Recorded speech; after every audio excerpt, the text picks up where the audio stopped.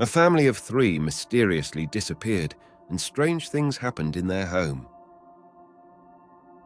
This was the community for the families of the staff of a steel factory in Hebei Province. Most of the residents were employees of the steel factory, and the neighborhood relations were very harmonious. However, in October 2006, the neighbors suddenly discovered that the family Li living in Unit 2 of Building 12 mysteriously disappeared. And since then, many strange things had happened in that condo. Li Jingsheng, male, 56 years old at the time. His wife, Li Junju, 53 years old. Their son, Li Chao, 26 years old.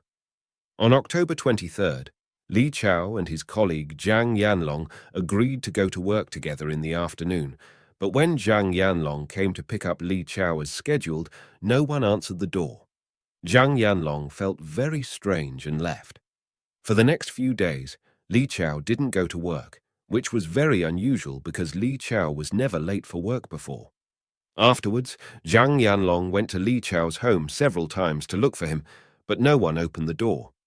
However, one night a few months later, when Zhang Yanlong and his friends were on their way home from work, they found that the light was on in Li Chao's condo. Zhang Yanlong immediately knocked on the door, but no one opened it, and there was no sound inside. Zhang Yanlong left and came out the building and saw that the lights were off. What was even more strange was that after a few minutes, Li Chao's lights were on again. There was obviously someone at home, but why did they not open the door? Over time, neighbors began to notice a foul odor emanating from Li Chao's home. Finally, on the morning of July 3rd, 2007, a neighbor called the police to report that a family of 3 persons in room 13 on the 5th floor of Unit 2 had been missing for almost a year. The police immediately went to the scene to check out. Because the door was locked, the police had to climb onto the Lai family's balcony from the neighboring balcony. However, the Lai family's balcony window was also closed, and the curtains were also shut. The police decided to break the window to enter. As soon as they got in, a particularly strong, rotten smell wafted out. The next discovery shocked the police even more. On the kitchen floor, there was a female dead body. Entering the master bedroom and the small bedroom through the kitchen, the police found 2 male dead bodies separately. The police immediately reported the murder case, and the criminal police team came to the scene for investigation. The crime scene was in a mess, covered with dust and spider webs. 3 bodies, covered with bedding, were found in 3 different places: the kitchen, the master bedroom, and the small bedroom. After being identified by neighbors, the 3 bodies were the missing family Li: husband Li Jingsheng, wife Li Junju, and son Li Chao. In the following investigation, the police found a desk calendar on the table of the victim's home with the date of October 23rd, 2006. The police judged that they were killed on this day, which was consistent with the forensic examination results. According to the forensic examination, the death time of the 3 victims should be around the end of October 2006. This meant that from their deaths to the neighbor's report in July 2007, it had been 8 months. According to the forensic identification, Li Jingsheng was strangled to death by someone using a wire around his neck, and that wire was the video connection cable on Li Jingsheng's VCD player. His wife, Li Junju, was stabbed several times and died of excessive blood loss. Their son, Li Chao, was first stabbed twice in the abdomen and then strangled to death by a wire around his neck. There were 3 crime scenes, 3 victims, and 2 different methods of committing the crime. All their neighbors said they were nice and friendly. Why did the whole family get killed? Even more strange was that in the months after the Li family was killed, neighbors saw their lights on and off a couple times. Because it had been 8 months since the murder and the scene was in ruins, there were few clues available. However, the police found several different footprints on the floor of the bedroom and living room. The first footprint was blood-stained, while the second footprint was left after the room was covered with dust. The third footprint had a clear watermark, which was likely caused by the soles of the shoes stepping on rain or snow during the rainy or winter season. The police boldly speculated that this bloody footprint was left during the crime scene at that time, and the other two footprints indicated that the killer entered the scene a second and third time. Why would the killer enter the crime scene twice after killing the victims? From the investigation, the doors and windows on the scene were intact, with no signs of prying. The police concluded that the killer was likely to have entered by knocking on the door or using a key to enter the room. Furthermore, there was no trace of fights found in the room when the victims were killed. The victim, Li Jingsheng, was killed in the bedroom, and he was wearing pajamas at the time. The police speculated that all three victims were attacked by the killer without any defense, so the killer was likely someone very familiar with the Li family.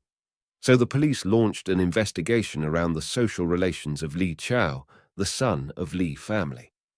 Li Chao was an honest and kind person with a small and simple social circle, limited to a few close friends. Li Chao's colleagues said that Li Chao was planning to buy a house in the city as his wedding house. During the investigation, the police also learned that the Lai family was always nice to others and never had any conflict with anyone, let alone debt disputes, so the possibility of a revenge killing did not seem to exist. At this time, a situation accidentally mentioned by Li Chao's colleague caught the attention of the police. Li Chao had just bought a computer shortly before the crime, but the investigators did not find it at the messy scene. This suggested that the computer was probably taken by the killer. Could the killer be someone who lived nearby and could quickly leave the scene? Even at night, the murderer carrying a large item such as a computer leaving the community would be easily detected by the community's security guards, and the murderer also entered the crime scene twice after that. All the signs indicated that the murderer was likely living in this community. Therefore, the investigators immediately launched a focused investigation on more than 2,000 residents in this community. During the investigation over several days, a resident in this community named Du Jingzhu attracted the attention of the police. He lived downstairs from the victim's family, who was a locksmith, and had multiple criminal records for theft.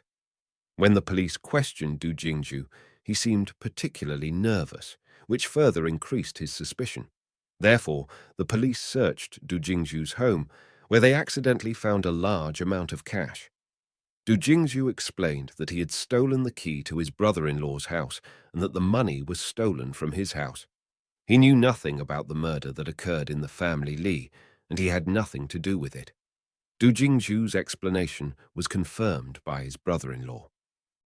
But when cleaning up the belongings of the victims, the police found that apart from the bedding and miscellaneous items on the ground, they had nothing valuable left. Their incomes were good, and they should have some savings. Besides, Li Chao was planning to buy a house, so there should be a certain amount of savings. Therefore, the police judged that if the killer robbed their bank cards, there should be transaction records in their accounts. Indeed, after investigation, the police made a significant discovery. On October 23, 2006, someone withdrew money from Li Jingsheng's bank account at the bank, totaling 91,000 yuan, which was equivalent to approximately $12,000. The police found the original withdrawal slip at the bank, and the signature left on the withdrawal slip was Li Chao's name. This account was under the name of Li Chao's parents, Li Jingsheng and Li Junju. According to the bank staff, on the afternoon of October 23, 2006, a man claiming to be Li Chao took all the deposits in this account with 3 identity cards of the Li Chao and his parents. The police took the withdrawal slip and sent it for testing. After processing by technical personnel, a clear fingerprint with slight bloodstains emerged. The police then extracted the fingerprints of the suspect, Du Jingzhu, for comparison. However, the results showed that the fingerprint on the bank withdrawal slip was not that of Du Jingzhu, so he was not the killer. But the police still firmly believed that the suspect was highly likely to be a resident of the community. Just then, a resident told the police that Zhao Longgang, a resident of the community, had owed a large amount of debts due to gambling, and he even mortgaged his car to repay his gambling debts. Shortly after the disappearance of Li's family, Zhao Longgang seemed to suddenly become rich, not only spending money like water, but also redeeming the car that was used as collateral. The police took this information very serious and immediately went to Zhao Longgang's home to collect fingerprints. Zhao was particularly nervous and resisted the fingerprinting process, but two police officers completed the process by pressing his fingers.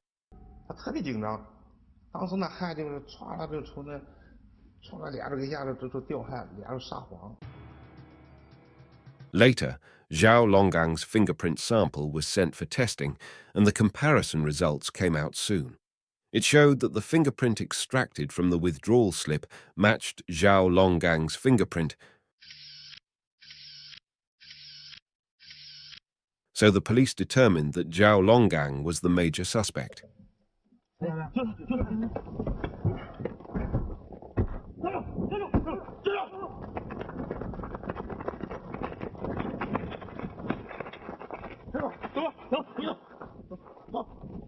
During the subsequent search, the police also found 2 pairs of shoes from Zhao Longgang's home.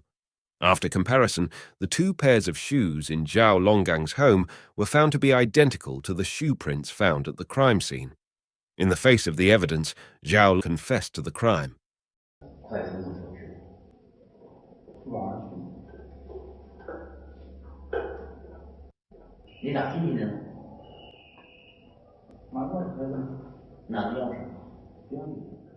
Zhao Longgang said that in June 2006, he was invited by his friends to gamble and became addicted to gambling. He lost every penny and even mortgaged his car. Then he owed tens of thousands of yuan in high interest. He was desperate. When Zhao Longgang learned that Li Chao's family was buying a new house in the city, he concluded that they must have savings. Thus, he had evil thoughts. At around 10 a.m. on October 23, 2006, Zhao Longgang came to Li Jingsheng's home to rob some money. After finding that only Li Jingsheng was at home, Zhao Longgang pulled down the video cable from the VCD player and strangled Li Jingsheng to death. Later, he killed Li Junju and Li Chao, who came back home separately and stole the bank card. In the following months, Zhao Longgang lost money again due to gambling and returned to the crime scene twice, stealing the victims' mobile phones and computer. In the end, Zhao Longgang was sentenced to death as he deserved.